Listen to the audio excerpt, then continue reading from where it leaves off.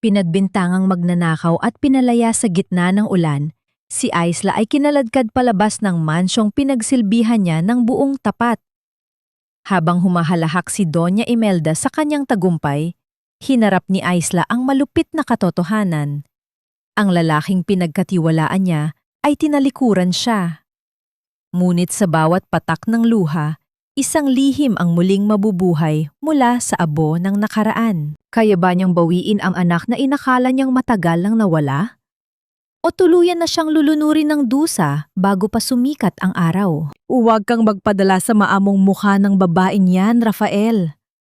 Isang hamak na yaya lang siya na nagmamarunong sa pamamahay na ito at baka balang araw, pati ang titulong alkasid ay nakawin na rin niya sa atin. Ang boses ni Doña Imelda ay matalim, tila isang patalim na humihiwa sa katahimikan ng malawak na pasilyo ng mansyon. Sa kabilang panig ng nakasarang pinto, narinig ni Isla ang malamig na tugon ni Rafael, ang lalaking buong gabi niyang sinamahan sa pagbabantay sa may sakit na mga bata. Alam ko ma, you don't have to remind me. Bukas na bukas, kakausapin ko na siya. I'll make sure she leaves this house for good. Hindi rin naman siya nararapat dito sa Forbes Park. Sa sandaling iyon, tila tumigil ang pag-ikot ng mundo para kay Isla. Ang baso ng mainit na gatas na hawak niya ay unti-unting nanginig sa kanyang mga kamay. Buong-gabi siyang hindi natulog. Pinupunasan ang lagbabagang noo ni na Luningning at Tala at dinala pa niya ang baon niyang pandesal mula sa labas dahil iyon lamang ang tanging pagkaing tinatanggap ng mga bata sa gitna ng kanilang lagnat. Ang kanyang sakripisyo, ang kanyang pagod, at ang tapat niyang pagmamahal ay itinapon lamang sa basurahan sa loob ng iisang pangunusap. Nabitawan ni Isla ang basong hawak. Ang tunog ng pangkabasag ng salamin sa tiles ng sahig ay tila isang pagsabog sa kanyang pandinig.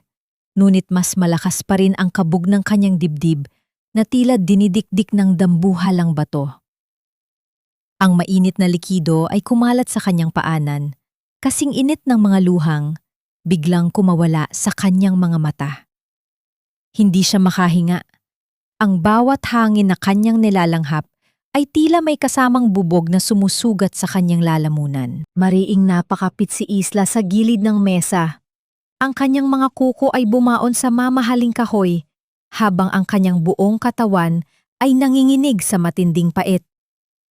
Ang peklat sa kanyang braso, ang munting alaala ng isang gabing puno ng apoy at iyak ng sanggol, ay biglang kumitite ng matindi.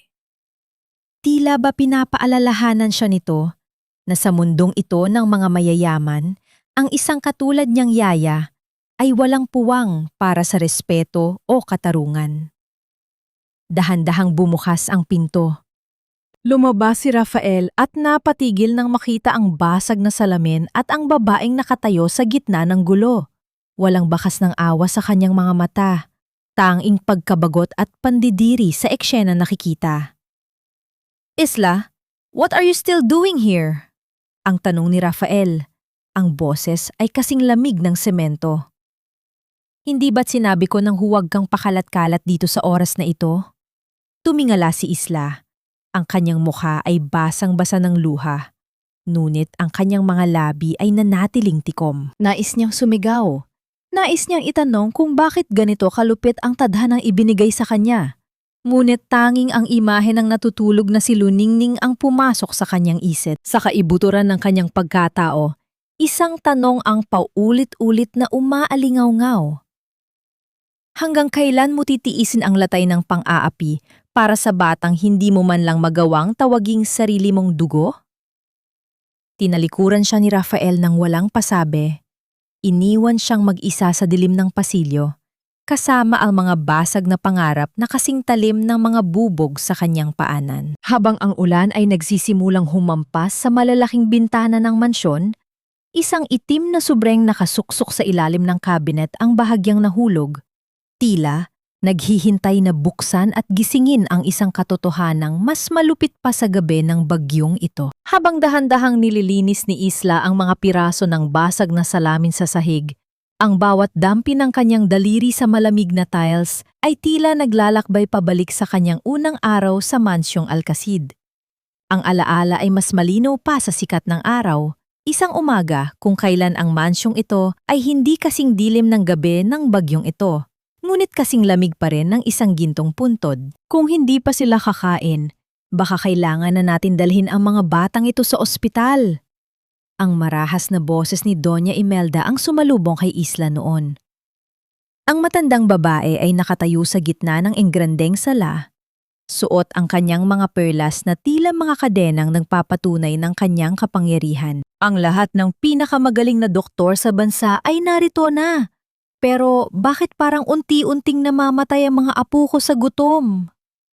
Sa tabi ng Donya, nakatayo si Rafael. Balisa at tila pasan ang buong mundo sa kanyang mga balikat. Doon unang nakita ni Isla ang kawalan ng pag-asa sa mga mata ng lalaki. Bilang isang yaya na galing sa hirap, bitbit ni Isla ang isang simpleng supot ng mainit pang pandesal na binili niya sa kanto bago pumasok. Iyon lamang ang kaya niyan ibahagi, isang piraso ng tinapay na simbolo ng kanyang simpleng buhay. Pumasok si Isla sa silid ni Luningning at Tala nang walang anumang kagamitang pang-medikal. Sa halip na lumapit ng may otoridad, naupo siya sa sahig sa tabi ng kanilang kama. Hindi siya gumamit ng kutsara o tinidor na pilak. Hinati niya ang pandesal gamit ang kanyang mga kamay. Ang amoy ng tinapay ay dahan-dahang kumalat sa silid, sumisiksik sa pagitan ng mga mamahaling kurtina at aircon. Alam niyo ba? Ang mahinahong simula ni Isla, ang kanyang boses ay parang isang banayad na awit. Ang bawat bituin sa langit ay may kanya-kanyang paboritong tinapay. At ang pandesal na ito, galing ito sa bituing pinakamaliwanag. Ang maliliit na mata ni Luningning ay dahan-dahang bumukas. Ang batang matagal lang tumatanggi sa steak at mamahaling sopas ay tumitig sa kamay ni Isla. May kung anong mahika sa paraan ng pag-abot ni Isla ng tinapay. Isang ugnayang hindi maipaliwanag ng agham. Nang kumuha ng isang kagat si Luningning, ang katahimikan sa silid ay nabasag ng tulog ng pagmuya. Isang tunog na nagdala ng luha sa mga mata ni Rafael na nooy nakasilip sa pinto. Mula noon, ang pandesal ni Isla ang naging gamot sa bawat sugat ng damdamin ng mga bata. Ngunit, sa likod ng bawat ngiti, may isang misteryong hindi maipaliwanag. Bakit tila ang boses ni Isla ay pamilyar na pamilyar sa mga bata? Bakit tuwing hinahawakan niya ang kamay ni Luningning, tila nagtatagpo ang 2 piraso ng isang pusong matagal nang pinaghiwalay? Bumalik ang diwa ni Isla sa kasalukuyan nang maramdaman niya ang hapdi ng isang maliit na hiwa sa kanyang daliri mula sa basag na salamin. Tumingin siya sa itaas, sa direksyon ng silid ng mga bata. Sa gitna ng dilim, narinig niya ang mahinang yabag ng mga paa. Si Luningning, ang batang may sakit, ay nakatayo sa dulo ng hagdan, nakatingin sa kanya ng may lungkot na hindi para sa isang 7 taong gulang. Dahan-dahang bumaba ang bata, lumapit kay Isla, at nang walang babala ay yumakap sa kanyang leeg. Ang init ng katawan ng bata ay dumampi sa kanyang balat at sa isang mahinang bulong na tila hanging dumaan, narinig ni Isla ang salitang nagpatigil sa tibok ng kanyang puso. "Mama, huwag kang aalis," sabi ni Lola. "Kukunin ka na ng mga pulis." "Pero hindi ba't sabi mo, ang mga bituin ay laging bumabalik?" Ang yakap na iyon ay mahigpit, puno ng takot at pangungulila. Ngunit sa anino ng pasilyo, nakatayo si Doña Imelda. Ang kanyang mga mata ay naniningkit sa galit at inggit habang pinapanood ang tagpong yon. Ang pagmamahal na ipinapakita ng bata kay Isla ay isang banta sa kanyang kaharian. Isang banta na dapat niyang tapusin bago pa lumabas ang katotohanang nakabaon sa ilalim ng mansyong ito. Ang yakap ni Luningning ay isang mainit na kumot sa gitna ng malamig na gabi. Ngunit para kay Isla, ito rin ay isang kutsilyong humihiwa sa kanyang puso. Nagpapaalala sa isang sugat na 7 taon nang hindi naghihilom. Ang peklat sa kanyang braso ay muling kumitite, isang pamilyar na hapdi na nagbabalik sa kanya sa gabing iyon ng apoy at abo. Bago pa siya mapunta sa mansyong Alcacid, si Isla ay isang simpleng nurse sa isang pampublikong ospital. Ang kanyang mga araw ay puno ng pag-asa at mga pangarap para sa sanggol na dinadala niya sa kanyang sinapupunan. Isang anak na babae, ang tanging yaman na mayroon siya sa mundo. Ngunit ang gabi, kung kailan siya nanganak, ay ang gabi rin kung kailan kinain ng apoy ang buong maternity ward. Ang huling alaala niya ay ang tunog ng mga sirena, ang amoy ng nasusunog na plastik, at ang desperadong iyak ng mga sanggol. Sa gitna ng kaguluhan, niyakap niya ang kanyang bagong silang na anak. Ang maliit na katawan nito ay balot sa manipis na kumot. Ngunit isang bumagsak na kisame ang pumigil sa kanyang pagtakas. Sa huling sandali, ipinasa niya ang kanyang anak sa isang banyagang kamay sa dilim, habang ang isang nagbabagang bakal ay dumampi sa kanyang braso. Nag-iwan ng permanenteng marka, isang paalala ng kanyang kabiguan bilang isang ina. Nang magising siya, sinabi sa kanya ng lahat na ang kanyang anak ay kasama sa mga nasawi. Ang kanyang mundo ay gumuho. Mula noon, ang kanyang buhay ay naging isang walang katapusang pagluluksa. Hanggang sa isang araw, isang mahiwagang liham ang dumating. Nag-aalok sa kanya ng trabaho bilang yaya sa isang pamilyang mayaman. Walang nagpadala, walang pangalan.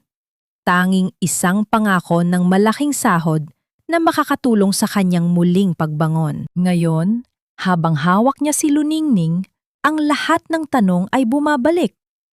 Bakit tila ang amoy ng batang ito ay kapareho ng amoy ng kanyang anak? Bakit ang paraan ng pagniiti nito ay nagpapaalala sa kanya ng mga pangarap na matagal na niyang ibinaon sa limot? Luningning, bumalik ka na sa iyong silid. Malamig dito. Ang mahinahong sabi ni Isla, kahit na ang totoo, ayaw na niyang bitawan ang bata. Bago umakyat ang bata, may kinuha ito mula sa kanyang bulsa. Isang maliit na laruang kabayo na gawa sa kahoy. Ipinakita niya ito kay Isla. Mama, para sa'yo ito. Sabi ni Lola, ito raw ang laruan ko noong baby pa ako. Pero pakiramdam ko, sa'yo ito dapat.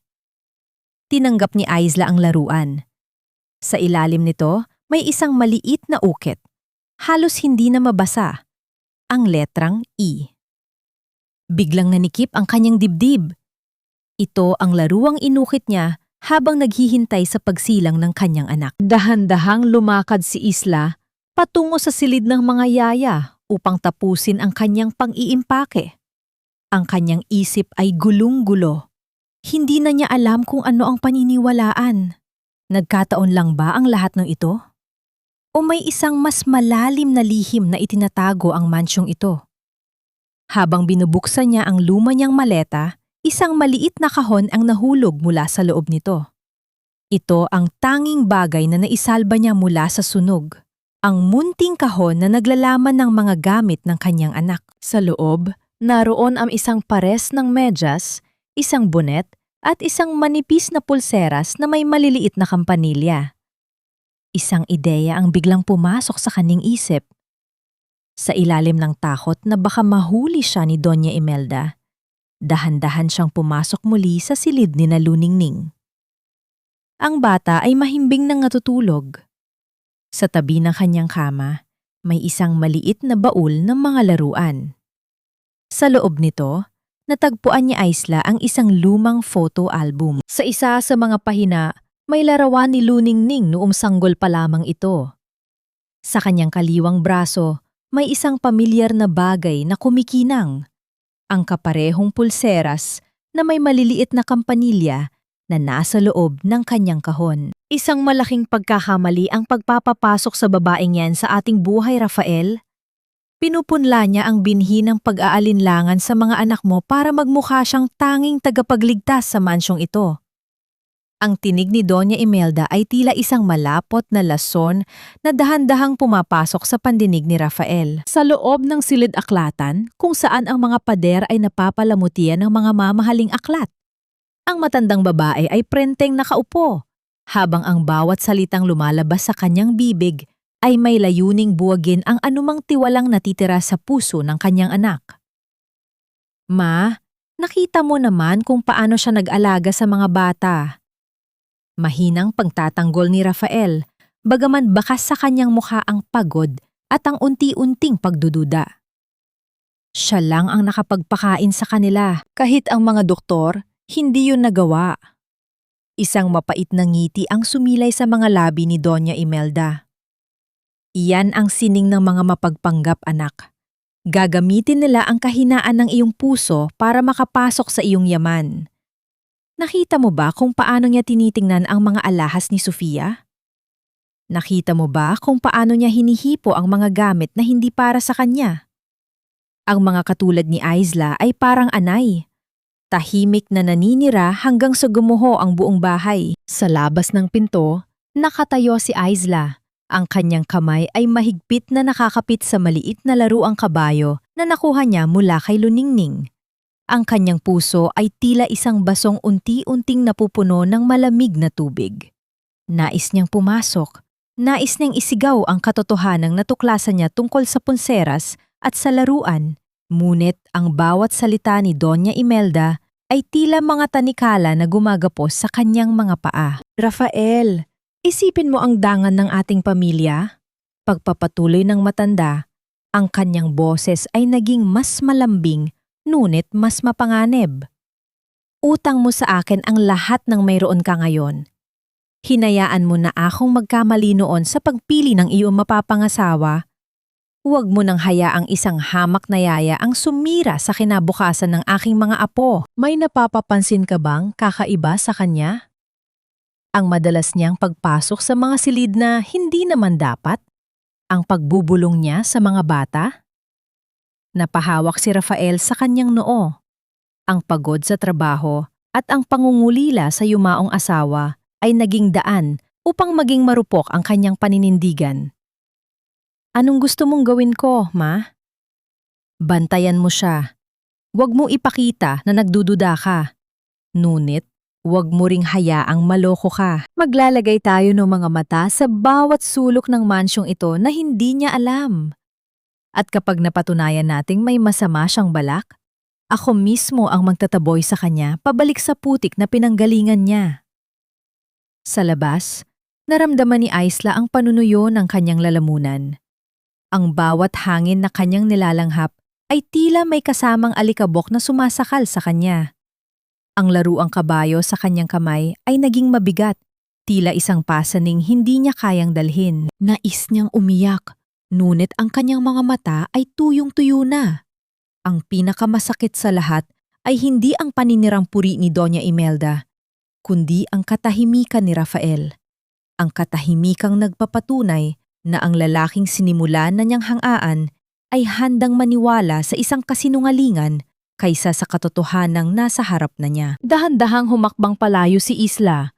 Ang tunog ng kanyang mga tsinelas sa carpeted na sahig ay tila mga yabag ng isang taong naglalakad patungo sa sarili niyang bitayan. Ngunit bago pa siya makalayo, narinig niya ang huling utos ni Rafael na nagpatigil sa kanyang mundo. Sige ma, ipa-install mo ang mga kamera sa kwarto ng mga bata bukas.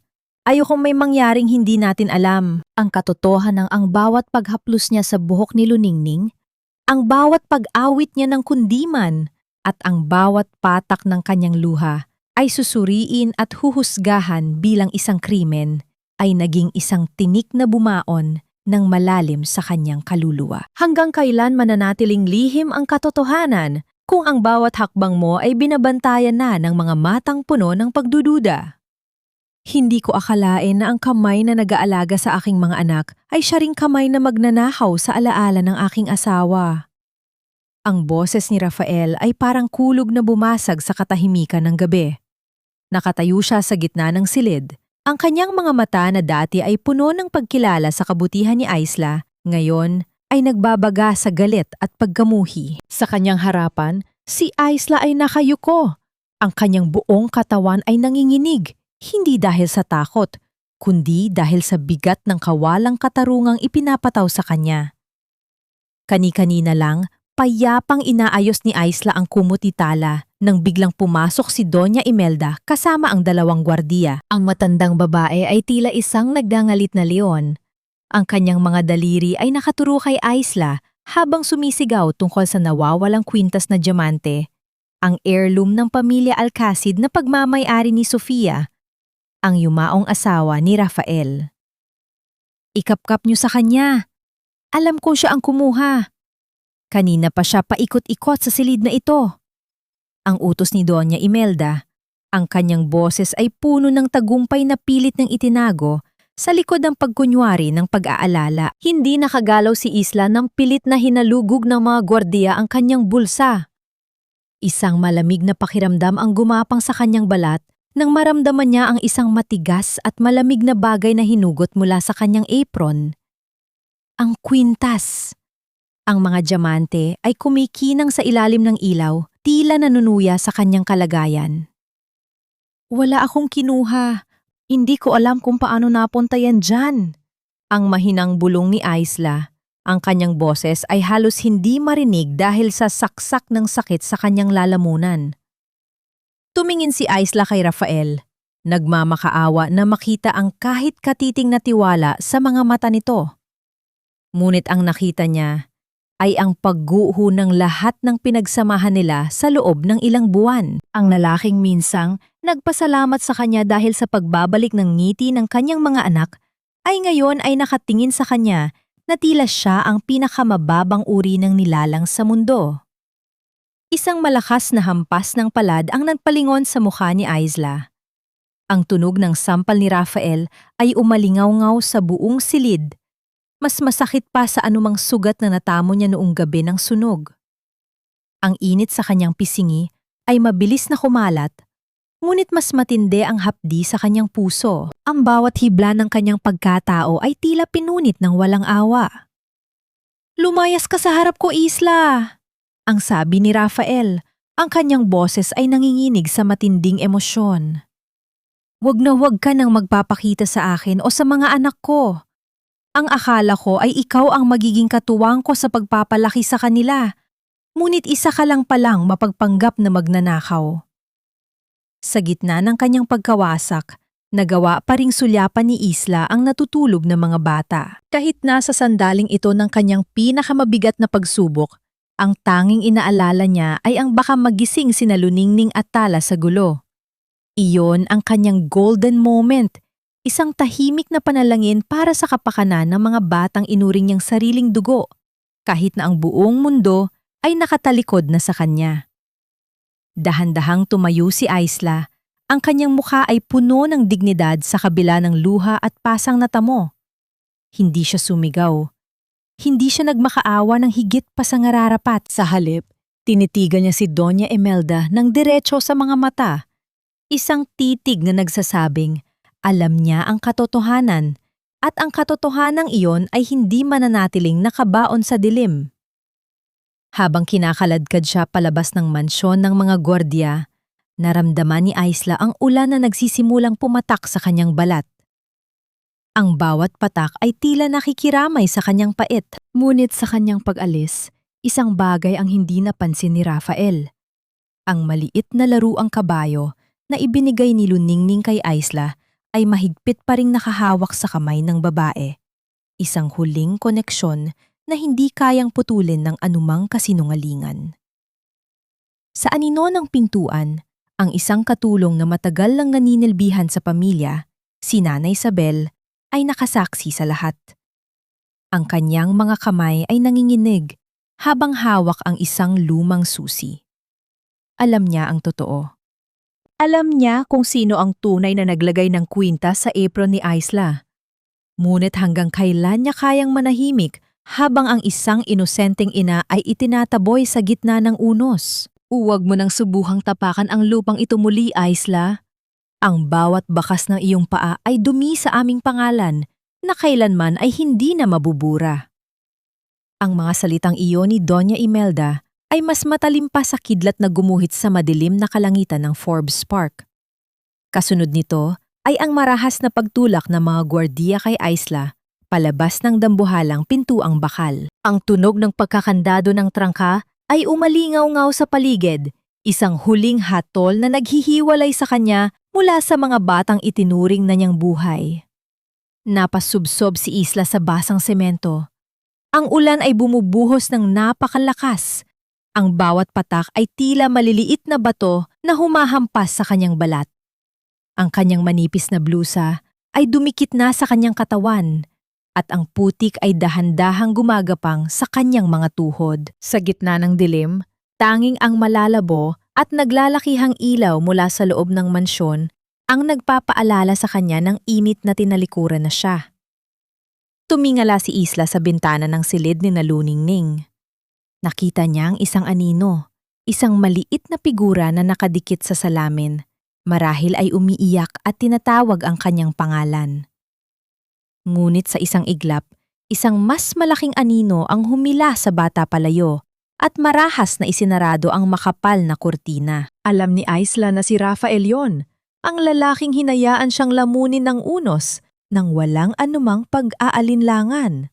Ang sakit sa kanyang pisingi mula sa sampal kanina ay tila nag-aapoy sa gitna ng ginaw. Ngunit, mas matindi ang hapdi sa loob ng kanyang dibdib. Ang kanyang kamay ay mahigpit na nakakapit sa maliit na laruang kabayo sa loob ng kanyang bulsa, ang tanging piraso ng katotohanan na natitira sa kanya. Napayuko siya at humagulgol ng tahimik. Ang kanyang mga luha ay sumasama sa agos ng ulan sa kalsada. Pakiramdam niya ay isa siyang basahan, na matapos gamitin ay itinapon sa kanal upang mabulok. Diyos ko, bakit? Ang tanging naibulalas niya sa pagitan ng mga hikbi. Bakit kailangang maging ganito kalupit ang mundo? Sa isang inang nais lamang mabawi ang kanyang anak. Dahan-dahang nawawala ng lakas ang kanyang mga binti. Ang lamig ay tila pumasok na sa kanyang mga buto at ang kanyang paningin ay nagsisimula ng lumabo. Sa gitna ng katahimikan ng kalsada, narinig niya ang tunog ng gulong ng sasakyan na dahan-dahang gumugulong sa basang kalsada. Ang liwanag ng headlights ay tumama sa kanyang mukha, dahilan upang mapapikit siya sa sobrang silaw. Isang marangyang itim na sasakyan ang dahan-dahang huminto sa tapat mismo kung saan siya nakaluhod. Ang tunog ng makina nito ay banayad, tila isang babala sa gitna ng bagyo. Bumukas ang pinto sa likuran at isang bota ang tumapak sa tubig, lumilikha ng maliliit na alon. Isang lalaking may hawak na itim na payong ang bumaba at dahan-dahang lumapit sa kanya. Hindi na makabangon si Isla. Ang kanyang katawan ay bumigay na sa pagod at emosyon. Ngunit bago pa siya tuluyang lamuyang lamunin ng dilim, naramdaman niya ang isang mainit na kuumot na ipinatong sa kanyang mga balikat at isang pamilyar na boses na matagal na niyang hindi naririnig. Huli na ang lahat para sa pagluha, Isla. Ang mga alkasid ay kailangang magbayad sa bawat patak ng ulan na dumampi sa iyo ngayong gabi. Sino ang taong ito na tila alam ang bawat lihim ng kanyang pagkatao? At bakit sa gitna ng kanyang pagkatalo ay tila isang bagong uri ng panganib ang bumabalot sa kanyang paligid? Sa bawat pagpikit ng kanyang mga mata, ang tanging tanong na naiwan ay ito. Ito na ba ang katapusan ng kanyang paghihirap? O simula pa lamang ng isang mas madugong labanan para sa katarungan? Maling-mali ako, Sofia. Patawarin mo ako. Dahil hinayaan ko mabulag ako ng sarili nating pamilya. Ang bulong nga iyon ni Rafael ay halos lunurin ng katahimikan sa loob ng silid na 7 taon nang nananatiling nakasara. Ang bawat sulok ng kwarto ni Sofia ay tila isang katedral ng mga alaala. Malamig, maalikabok, at puno ng multo ng nakaraan. Sa gitna ng gabi, pagkatapos ng marahas na pagpapaalis kay Isla, hindi makatulog si Rafael. Ang bawat patak ng ulan sa bintana ay tila mga daliri ni Isla na kumakatok sa kanyang konsensya. Nagtatanong kung bakit napakadali niyang naniwala sa isang kasinungalingan. Dahan-dahang lumapit si Rafael sa malaking litrato ni Sofia na nakasabit sa dingding. Ang mga mata ng kanyang yumaong asawa ay tila sumusunod sa kanya. Puno ng lungkot na noon ay hindi niya napapansin. Sa isang hindi maipaliwanag na udyok, hinawakan ni Rafael ang gilid ng kwadro. Bahagya itong tumabingi at mula sa likod nito ay may nahulog na isang maliit na aklat na balot sa itim na balat. Ang lihim na talaarawan ni Sofia. Nanginginig ang mga kamay ni Rafael habang binubuksan ang unang pahina. Ang bawat salita ay tila isang saksak sa kanyang puso. Isinulat ni Sofia ang kanyang takot, ang kanyang paghihirap sa ilalim ng kamay ni Doña Imelda at ang katotohanang matagal na niyang itinatago sa kanyang asawa dahil sa takot sa buhay ng kanilang mga anak. Hindi aksidente ang pagkakasulog ng ospital, Rafael. Ang basa ni Rafael sa isang pahinang may bahid ng tuyong luha. Nakita ko ang iyong ina sa labas ng maternity ward noong gabing iyon. Hindi niya matanggap na ang panganay nating anak ay namatay sa panganganak. Kaya gumawa siya ng paraan upang magkaroon ka ng tagapagmana. Ninakaw niya ang anak ng ibang babae mula sa apoy. Isang sanggol na may tanda ng pagmamahal ng tunay nitong ina. Napaupo si Rafael sa gilid ng kama. Ang kanyang hininga ay naging mabigat at tila may nakabara sa kanyang dibdib.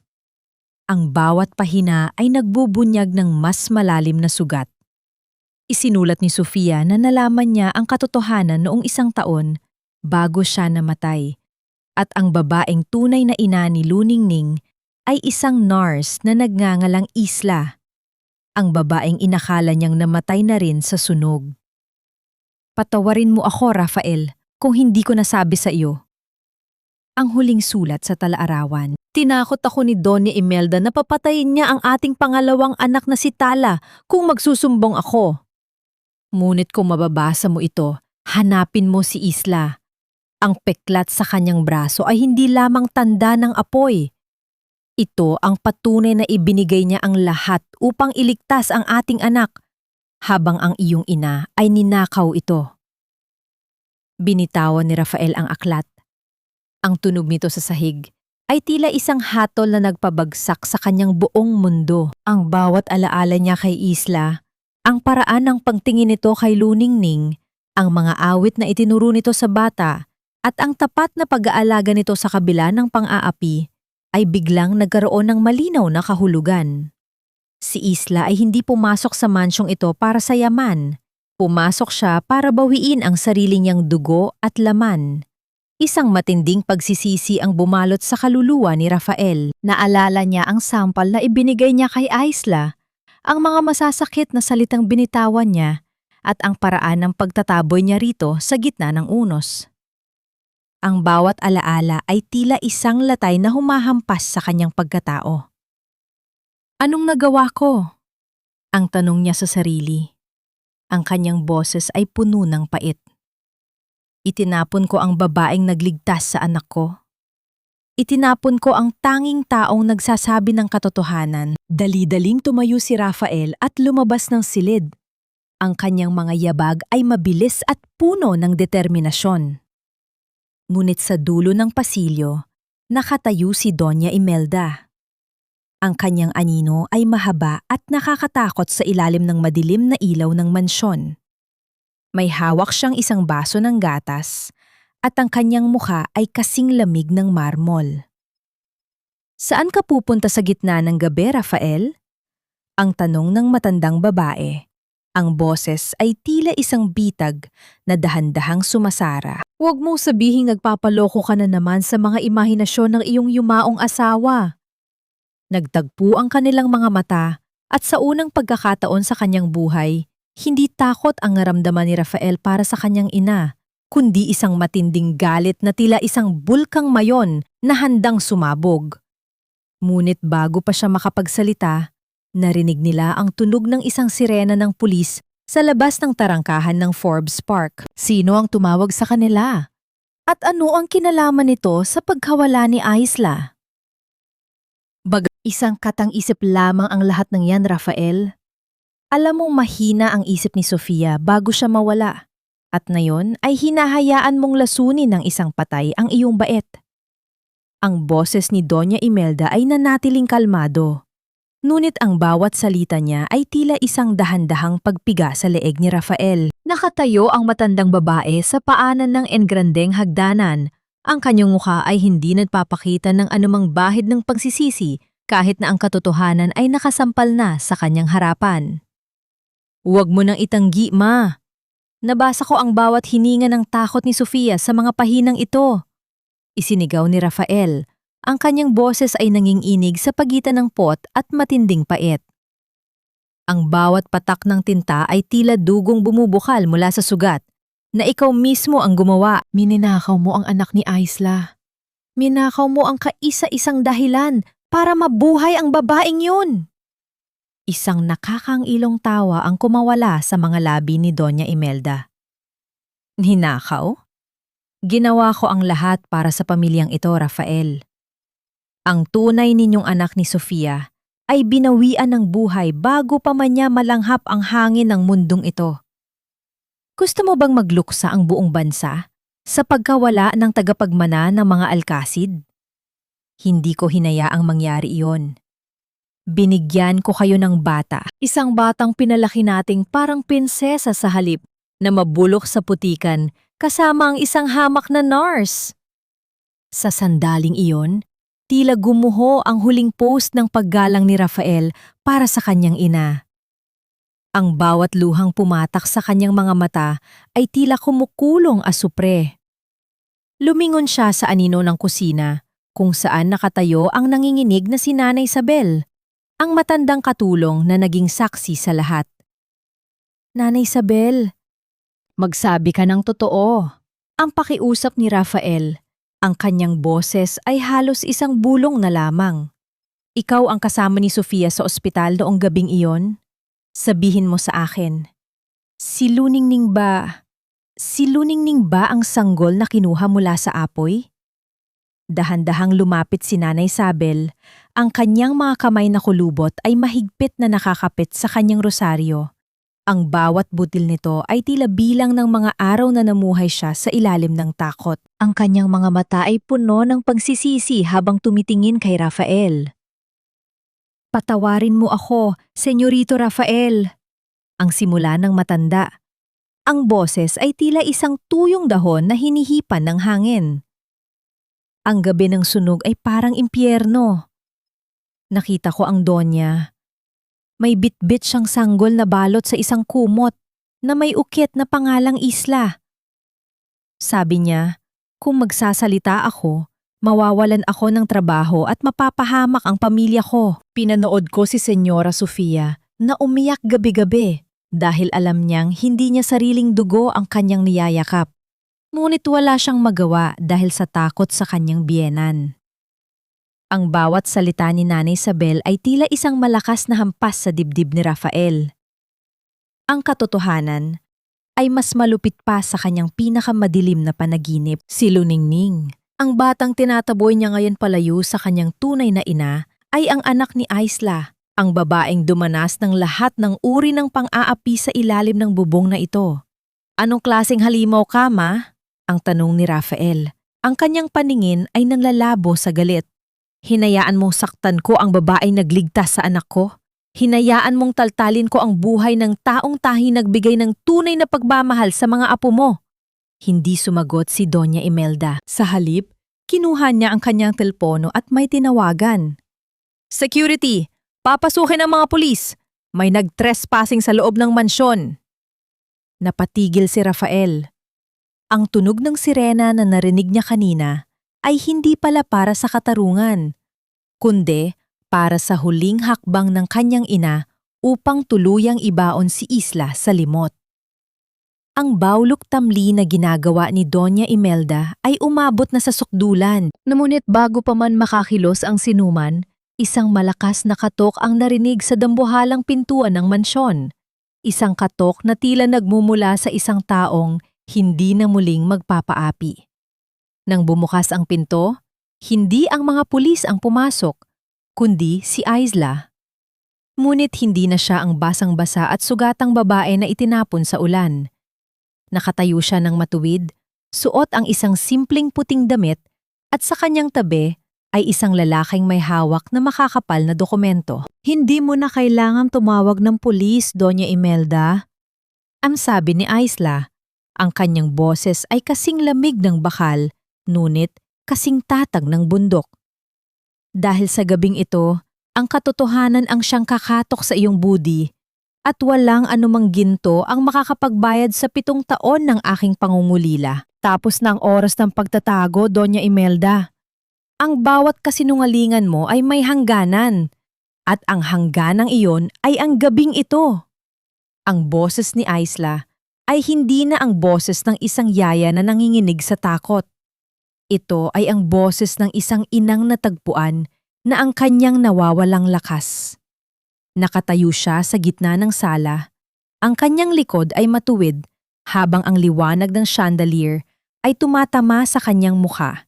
Nagpapakita ng isang katatagan na hindi kailanman nakita ni Rafael noon. Sa tabi niya ay ang isang lalaking may seryosong mukha, si Attorney Marcelo, ang abogado na minsang naging biktima rin ng kapangyarihan ng mga Alcacid.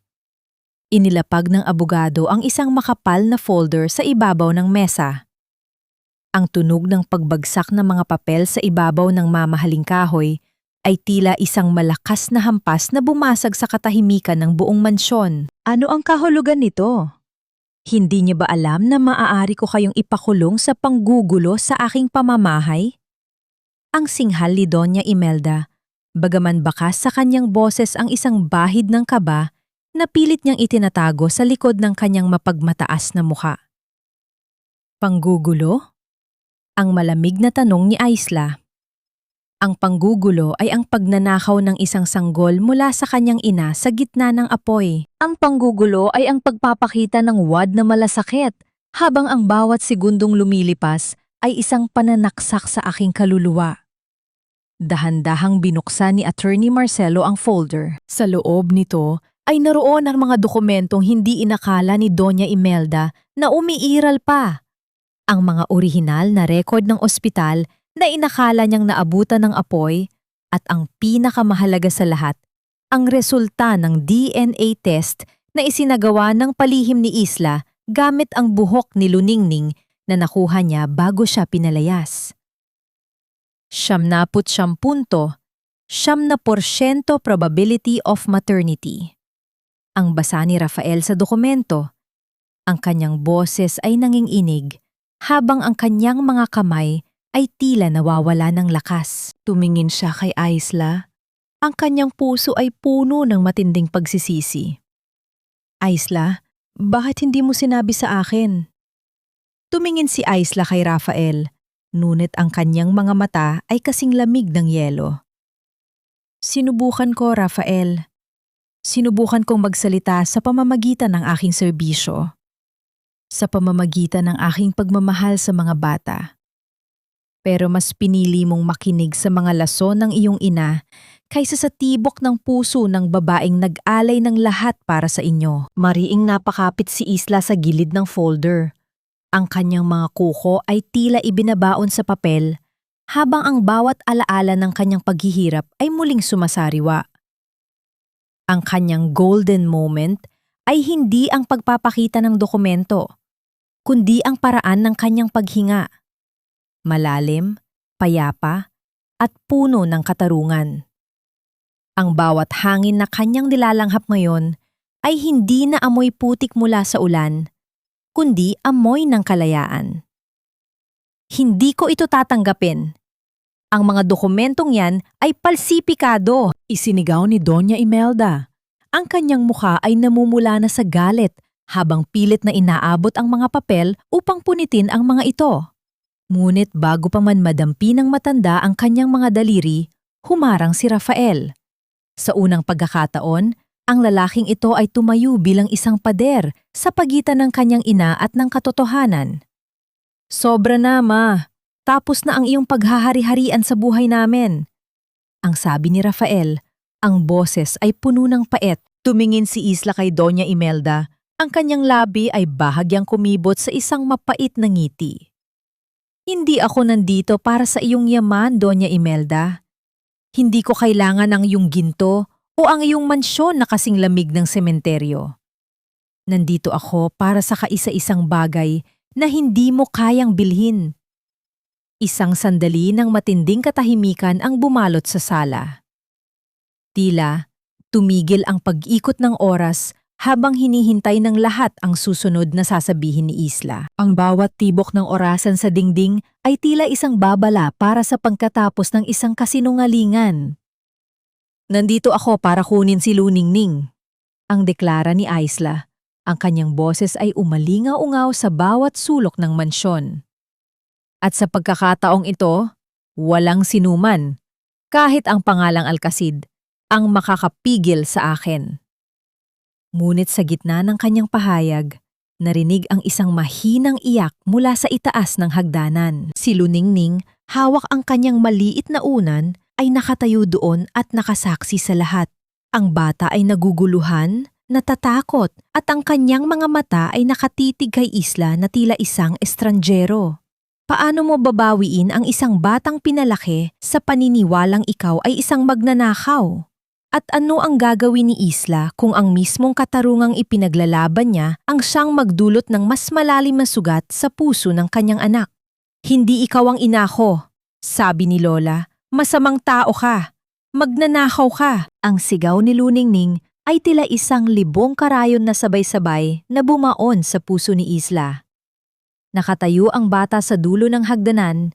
Ang kanyang maliliit na kamay ay mahigpit na nakakapit sa gabay na kahoy, habang ang kanyang mga mata ay puno ng takot at pagkamuhi. Ang batang 7 taon niyang ipinagdasal, ang batang dahilan ng bawat patak ng kanyang pawis at luha, ay tinitingnan siya ngayon na parang isang halimaw. Nabitawan ni Isla ang folder na hawak. Ang mga papel na naglalaman ng katotohanan ay nagkalat sa sahig, tila mga puting talulot ng bulaklak na natapak-tapakan sa gitna ng gulo. Nais niyang tumakbo pa itaas. Nais niyang yakapin ang bata at sabihing lahat ng narinig nito ay kasinungalingan. Ngunit ang kanyang mga paa ay tila naging semento sa bigat ng sakit. Isang mapanuyang halahak ang kumawala sa mga labi ni Doña Imelda. Ang matandang babae ay dahan-dahang lumapit sa bata at niyakap ito. Ang kanyang mga mata ay nakatitig kay Isla ng may tagumpay. Nakikita mo na, Isla? Kahit anong papel ang ipakita mo sa puso ng batang ito, ikaw ay isang estranghero lamang. Isang basura na nantangkang sumira sa aming katahimikan. Luningning, makinig ka kay Mama Isla. Ang pakiusap ni Rafael. Ang kanyang boses ay basag at puno ng pagsisisi. Nagkamali kami. Nagkamali ang iyong lola. Huwag mong lasunin ang isip ng bata, Rafael. Ang singhal ni Doña Imelda. Tingnan mo siya. Natatakot siya sa babaeng yan. Gusto mo bang saktan ang sarili mo, anak, para lang sa isang nurse na biglang sumulpot? Sa gitna ng tensyon, lumapit si Isla. Hindi siya tumingin kay Doña Imelda, kundi kay Luningning. Dahan-dahan niyang itinaas ang kanyang braso at ibinaba ang manggas ng kanyang damit. Ipinakita niya ang malaki at mapulang peklat, ang marka ng apoy na matagal na niyang itinatago. Luningning, tingnan mo ito! Ang mahinahong sabi ni Isla, ang kanyang boses ay nanginginig sa pagitan ng hikbi. Ang markang ito, nakuha ko ito noong gabing iniligtas kita mula sa apoy. Hindi ako magnanakaw, anak. Ako ang nagbigay sa iyo ng unang hininga mo. Ako ang unang yumakap sa iyo bago ka pa man dinala sa mansyong ito. Napatigil ang bata. Ang kanyang mga mata ay napunta sa peklat ni Isla. May kung anong pamilyar na damdamin ang gumising sa kanyang gunita. Isang malabo, ngunit mainit na pakiramdam ng isang yakap sa gitna ng usok at takot. Ang katahimikan sa sala ay naging napakabigat. Tila ang bawat anino ay nakikinig sa tibok ng puso ng bawat isa. Ngunit, bago pa makapagsalita ang bata, narinig ang tunog ng mabibigat na yabag ng sapatos sa labas ng pintuan. Ang mga pulis na tinawagan ni Doña Imelda kanina ay dumating na. Ngunit sa pagkakataong ito, hindi si attorney. Marcelo ang nagulat. Doña Imelda Alcacid, mayroon kaming warrant para sa iyong pag-aresto sa kasong kidnapping at falsification of public documents. Ang deklara ng opisyal na pumasok. Ang mukha ng matandang babae ay biglang nawalan ng kulay. Ang kanyang pagmamataas ay tila isang palasyong buhangin na tinangay ng alon. Hindi niyo pwedeng gawin ito sa akin. Ako ay isang Alcacid. Wala nang Alcacid na makapagliligtas sa iyo ngayon, ma. Ang sabi ni Rafael habang dahan-dahang kinukuha si Luningning mula sa yakap ng kanyang ina. Dahil ako mismo ang tumayo bilang saksi laban sa iyo. Habang pinapangunahan ng mga pulis si Doña Imelda palabas ng mansyon, ang bawat hakbang ng matanda ay tila isang pagguho ng isang madilim na panahon. Ngunit para kay Aisla, ang tagumpay ay hindi ang makitang nakapuso ang kaaway. Ang kanyang golden moment ay nangyari nang dahan-dahang bumaba si Luningning sa hagdan, lumapit sa kanya, at sa isang maliit na daliri ay hinawakan ang peklat sa kanyang braso. Masakit ba ito, Mama Isla? Ang tanong ng bata. Ang kanyang boses ay puno ng kawalang malay na unti-unting napapalitan ng pagkilala. Niyakap ni Isla ang bata ng napakahigpit. Ang kanyang mga luha ay pumatak sa buhok ni Luningning. Ngunit sa gitna ng kanilang muling pagkikita, si Rafael ay nanatiling nakatayo sa malayo. Ang kanyang mukha ay puno ng hiya at takot. Alam niya na ang katotohanan ay nailabas na. Ngunit ang tanong ay ito. Mapapatawad ba siya ni Isla matapos ang lahat ng kanyang pagkukulang? O ang katarumang nakuha ni Isla ang siyang magiging mitsa ng kanilang huling pamamaalam? Isang linggo matapos kaladkarin si Doña Imelda, palabas ng mansyong itinuring niyang sariling kaharian, ang katahimikan sa loob ng Forbes Park ay tila naging isang mabigat na kumot na nakapatong sa balikat ni Rafael. Ang mga dating engrandeng pasilyo na puno ng palamuti at pagmamalaki ay ngayon ay mukhang mga walang lamang kuweba na umaalingaw-ngaw sa bawat hakbang ng kanyang mga paa. Ang balita tungkol sa pag-aresto sa kanyang ina ay naging laman ng lahat ng pahayagan at ang pangalang Alcacid na minsan ay kasing ningning ng ginto ay ngayon ay nababalot ng putik at kahihiyan. Ngunit ang pinakamasakit na bahagi ng lahat ay hindi ang pagkawala ng kanilang dangal sa lipunan, kundi ang malaking puwang na naiwan ni Isla sa loob ng bahay. Matapos ang gabing iyon ng paglalahad ng katotohanan, umalis si Isla kasama si Luningning at bumalik sa maliit na apartment na inuupahan niya. Hindi niya piniling manatili sa mansyon. Para sa kanya, ang mga pader na yon ay saksi sa 7 taon ng kasinungalingan at paghihirap. Sa unang pagkakataon, naramdaman ni Rafael ang tunay na kahulugan ng salitang mag-isa. Nakaupo siya sa gilid ng higaan ni Tala, ang kanyang bunsong anak kay Sofia, habang pinagmamasdan ang larawan ni Luningning at Isla na iniwan nila sa ibabaw ng mesa. Ang batang si Tala ay tahimik ding ng ungulila. Ang kanyang maliliit na kamay ay madalas na naghahanap ng pamilyar na init ng pandesal sa tuwing umaga. Papa, babalik ba si Mama Isla at Ate Luningning? Tanong ni Tala isang gabi. Ang kanyang boses ay nanginginig sa pagpipigil ng luha. Sabi ni Lola noon, masama silang tao. Pero bakit parang mas malamig dito kapag wala sila? Ang tanong ng bata ay tila isang balaraw na tumama ng direkta sa puso ni Rafael. Paano niya ipapaliwanag na ang lalaking dapat sanang nagprotekta sa kanila ang mismong nagtaboy sa tanging liwanag ng kanilang tahanan? Napayuko si Rafael.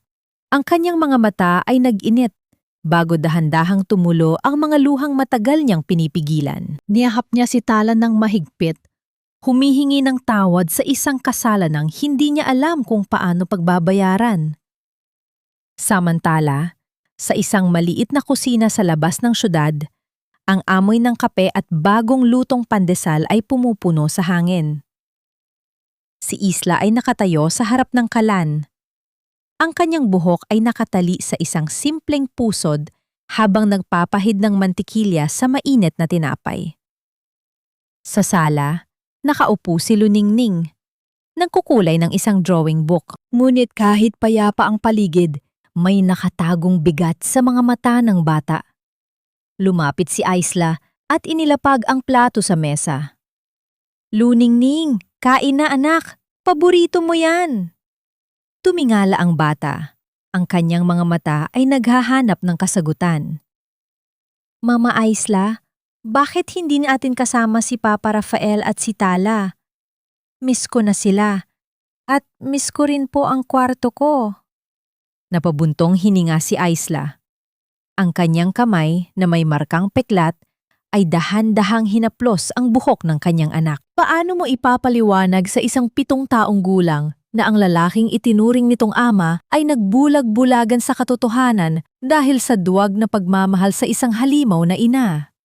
Minsan anak, ang mahinahong sagot ni Aisla, ang kanyang boses ay tila isang banayad na kanta. Kailangan nating lumayo sa mga bagay na nakakasakit sa atin upang matuto silang pahalagahan ang init na inialay natin. Hindi ibig sabihin na hindi na natin sila mahal. Ibig sabihin lang, kailangan nilang hanapin muli ang tamang daan patungo sa atin. Iyon ang kanyang golden moment. Isang inang hindi nagtatanim ng galit sa puso ng kanyang anak, kundi nagtatanim ng binhi ng pangunawa kahit na siya mismo ay sugatan pa. Sa gitna ng kanilang usapan, narinig nila ang isang mahinang katok sa pinto. Nang buksan ni Aisla ang pintuan, nakita niya si Rafael. Nakatayo ito sa labas, basang-basa ng ulan na tila bumalik upang ipaalala ang gabing pinalayas niya si Aisla. Wala itong dalang payong. Wala ang kanyang mga mamahaling sapatos o suit. Suot niya ang isang simpleng t-shirt na basa at ang kanyang mga mata ay puno ng pagsusumamo na halos dumurog sa pader na itinayo ni Aisla sa kanyang puso. Aisla, ang simula ni Rafael, ang kanyang boses ay basag at nanginginig sa lamig at emosyon. Patawarin mo ako. Nabalitaan ko na ililipat mo na ng eskwelahan si Luningning. Parang awa mo na. Huwag mong putulin ng tuluyan ang ugnayan namin. Kasama ko si Tala. Hinahanap niya kayo. Tumingin si Aisla sa likod ni Rafael. Sa loob ng sasakyang nakaparada sa di kalayuan, nakita niya ang maliit na mukha ni Tala na nakadikit sa bintana, umiiyak at kumakaway. Ang pusong matagal lang nasugatan ni Aisla ay muling nakaramdam ng kurot. Ang mga bata ay walang kasalanan sa kasamaan ng mga matatanda. Hindi sapat ang salitang patawad, Rafael, para burahin ang 7 taong ninakaw sa akin. Ang mariing sagot ni Aisla, bagaman ang kanyang mata ay napuno ng luha. Paano ko isusugal muli ang puso ko sa isang taong kayang maniwala sa lason ng ganoon kadali? Tiningnan siya ni Rafael at sa isang pagkilos na hindi kailanman inakala ni Aisla na magagawa ng isang alkasid, lumuhod ang lalaki sa basang semento. Ang kanyang mga kamay ay mahigpit na nakakapit sa laylayan ng pinto. Ang kanyang pagkatao ay tuluyan ng bumigay sa bigat ng pagsisisi. Ano ang gagawin ni Aisla? Hahayaan ba niyang maghari ang hustisya ng kanyang pot? O papayag ba siyang muling buksan ang pinto ng kanyang buhay para sa isang pagkakataong hilumin ang isang pamilyang winasak ng kasinungalingan? Hindi kita hinihiling nakalimutan ang sakit, Isla. Hinihiling ko lamang na bigyan mo ako ng pagkakataong patunayan na karapat-dapat ako sa pagpapatawad mo kahit naabutin pa ito ng habang buhay. Ang mga salitang iyon ni Rafael ay tila mga binhi na itinatanim sa tuyong lupa ng puso ni Isla. Nakaluhod pa rin ang lalaki sa harap ng kanyang pintuan. Ang ulan ay patuloy na bumubuhos sa kanyang likod. Tila isang ritual ng paglilinis sa lahat ng kanyang pagkakasala. Sa loob ng sasakyan, ang mukha ni Tala ay basang-basa na rin ng luha. Ang maliit niyang puso ay labis na ng umulila. Sa likod ni Aisla, narinig niya ang maliliit na yabag ni Luningning. Lumapit ang bata at hinawakan ang laylayan ng damit ng kanyang ina. Mama Aisla, bakit po umiiyak si Papa Rafael at si Tala? Pwede po ba silang pumasok? Malamig po sa labas. Ang simpleng tanong ng bata, puno ng dalisay na pag-aalala. Ang siyang bumasag sa pader na itinaya ni Aisla sa paligid ng kanyang damdamin.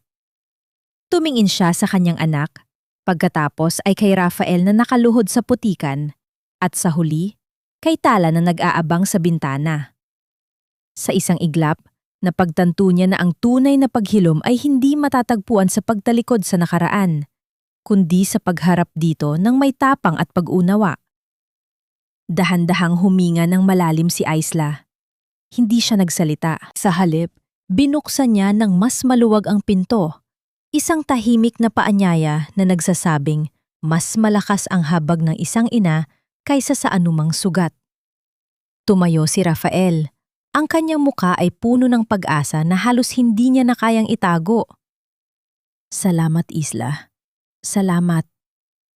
Hindi iyon ang simula ng isang perpektong pamilya. Ito ang simula ng isang mahaba at mabagal na proseso ng paghihilom.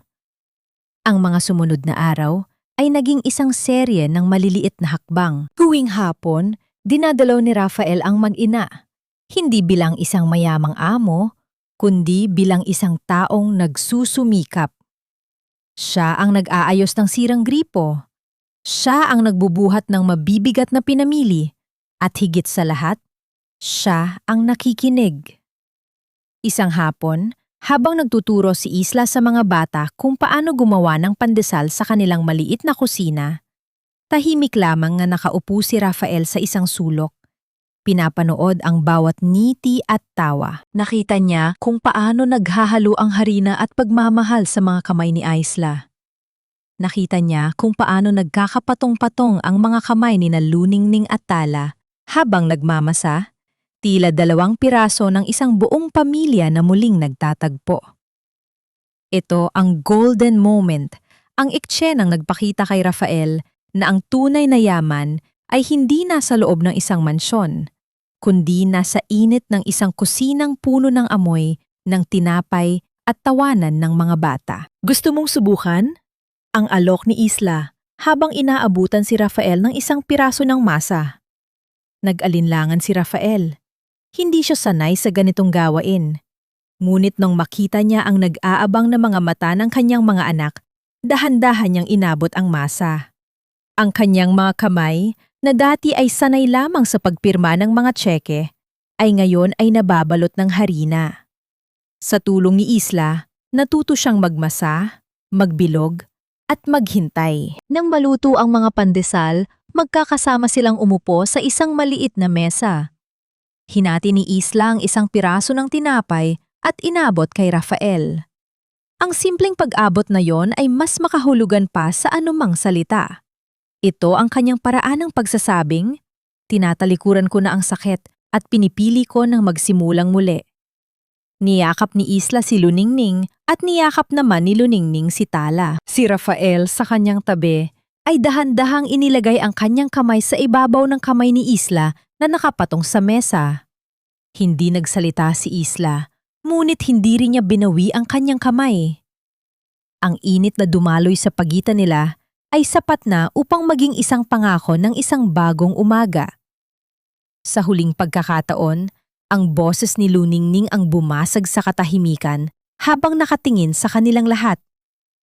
Mama, wag mo na kaming iiwan. Tayong 4.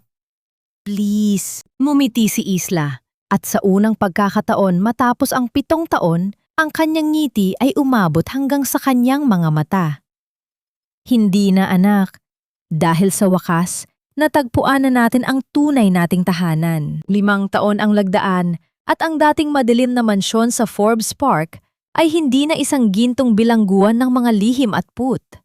Ang bawat sulok nito ay binuksan na sa liwanag at sa bawat pag-aspas ng hanging amihan, ang tanging naririnig na lamang ay ang tawanan ni Luningning at Tala na malayang naghahabulan sa malawak na hardin. Hindi na ito isang bahay na puno ng mga mamahaling alahas at malamig na marmol, kundi isang tahanang pinatibay ng pagpapatawad at pinainit ng pagmamahal na dumaan sa apoy ngunit hindi natupok. Sa isang tahimik na pagbisita sa bilangguan, inabot ni Isla ang isang mainit na pandesal kay Doña Imelda. Walang bakas ng paghihiganti sa kanyang mga mata. Tanging malalim na pag-unawa lamang sa isang matandang babaeng kinain ng sariling ambisyon. Hindi niya ito pinatawad dahil sa kabutihan ng matanda, kundi dahil sa pagpili niyang palayain ang sariling puso mula sa tanikala ng nakaraan. Sa unang pagkakataon, ang dating matigas na kalooban ni Doña Imelda ay nagpakita ng pagsisisi, isang patak ng luha na naghugas sa kanyang matagal na pagmamataas. Ang buhay ni Isla at Rafael ay hindi naging perpekto dahil ang bawat sugat ay nag-iiwan ng pilat na hindi kailanman nawawala. Ngunit natutunan nilang yakapin ang bawat pilat bilang medalya ng kanilang katatagan. Tuwing umaga, ang hapagkainan ay hindi na nakadepende sa rangya, kundi sa pagkakapantay-pantay ng bawat isa. Si Rafael, na dating sanay sa pag-uutos, ay natuto ng maging lingkod ng sarili niyang pamilya, natutong magtimpla ng kape at magmasa ng tinapay, habang si Isla naman ang nagsisilbing haligi na nagbubuklod sa kanila. Ang mga bata ay lumaki ng may malalim na pagmamahal sa kanilang mama Isla, hindi bilang isang yaya, kundi bilang ang babaeng nagbigay sa kanila ng buhay at nagturo sa kanila ng halaga ng katotohanan. Sa isang tahimik na hapon, sa ilalim ng mga punong nagbibigay ng lilim sa kanilang harden, naupo si Isla sa tabi ni Rafael. Pinanood nila ang paglubog ng araw na nagpatingkad sa kulay ng langit, tila isang pintang nagpapaalala na ang bawat pagkatapos ay simula rin ng isang mas maliwanag na yugto. Hinawakan ni Rafael ang kamay ni Isla. Ang mga daliring may peklat na dati tanda ng apoy, ngunit ngayon ay tanda na ng isang pag-ibig na nagtagumpay laban sa lahat ng unos. Tumingala si Isla sa kalangitan kung saan nagsisimula ng lumitaw ang mga unang bituin. Ang mga bituin na dating ang ikinukwento sa kanyang mga anak sa gitna ng gutom at takot.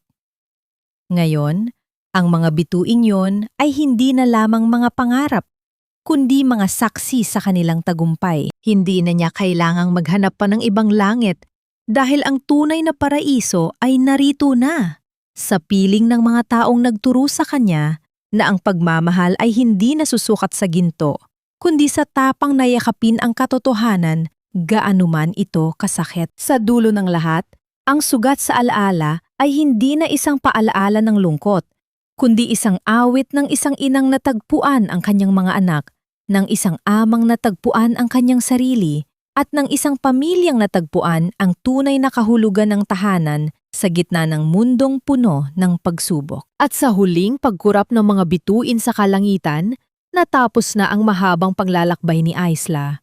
Isang paglalakbay na nagturo sa atin na ang pinakamadilim na gabi ay laging sinusundan ng pinakamaliwanag na bukang liwayway.